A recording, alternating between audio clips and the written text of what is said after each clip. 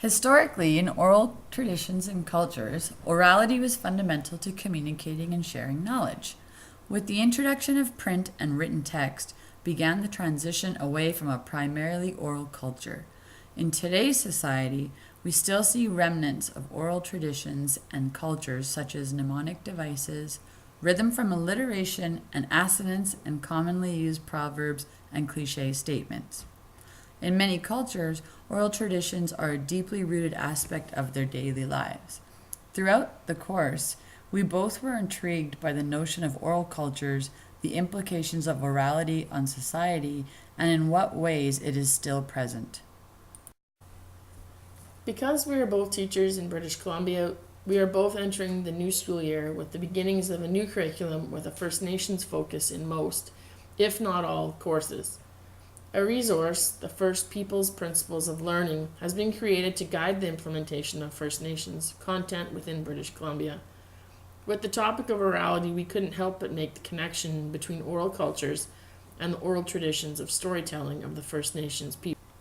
Currently, in the 21st century, and as technology continues to move forward, some might wonder how oral traditions continue to be deeply rooted in First Nations culture. With reference to Ong, oral cultures are considered those that are completely unfamiliar with text.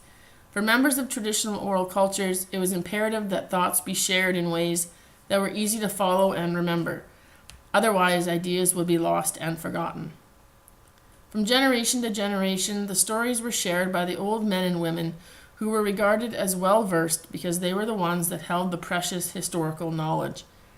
In traditional oral cultures, it was not completely necessary for stories to always be replicated exactly, as there was artistic leeway in not so much changing the moral of the story, but engaging with that audience at that particular time.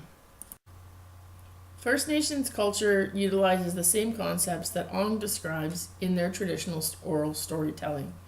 Anything written down could have been stolen, lost, or used by others. To protect their culture and heritage, stories were shared orally. During assimilation and their confinement to residential schools, all culture was forbidden. Therefore, anything that would have been written down would have been destroyed, destroying their precious historical languages, culture, and traditions. Therefore, in not so many words, oral storytelling is as much a necessity as orality was to traditional culture.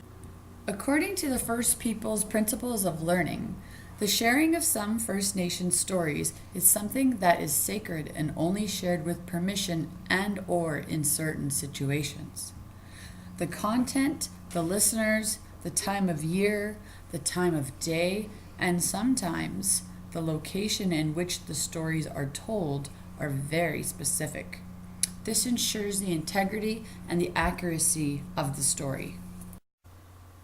Similar to Ong's explanation of oral cultures, for example, intonation and mnemonic devices, First Nations oral storytelling relies heavily on the use of the voice, vocal and body expression, intonation, the use of verbal imagery to create a memorable and interesting performance.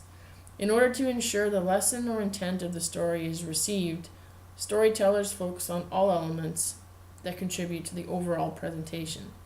This includes facial expressions, characters, and pacing of the story.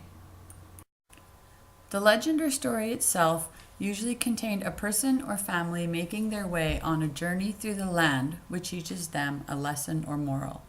The characters in the story usually encounter animals that speak to them, good or bad spirits that may help or hinder them, and maybe even visions of ancestors emerging in nature's elements. These pieces of the stories are enveloped in a First Peoples Principles of Learning that states, learning ultimately supports the well-being of the self, the family, the community, the land, the spirits, and the ancestors.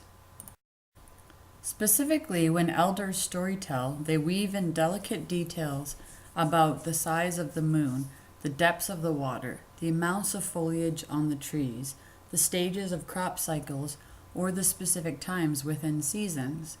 These fine points impart important connections of the land to the customary way that First Nations peoples live. As per 3 of the First Peoples' principles of learning, learning involves generational roles and responsibilities that recognize the role of Indigenous knowledge, which is embedded in memory, history, and story. Archibald notes that patience and trust are essential for preparing to listen to stories. Some say we should listen with 3 ears, 2 on our head and 1 in our heart.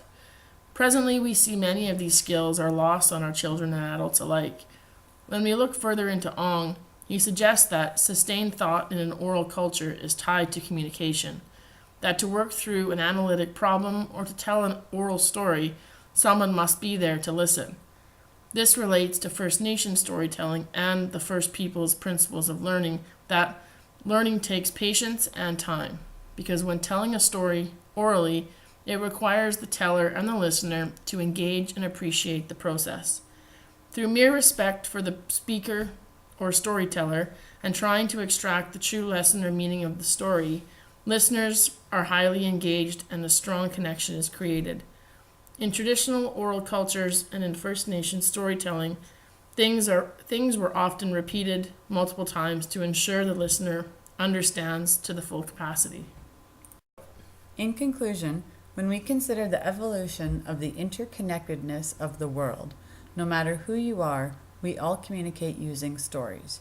Richard Wagamese, a well-known First Nations author, succinctly documents that all that we are is story.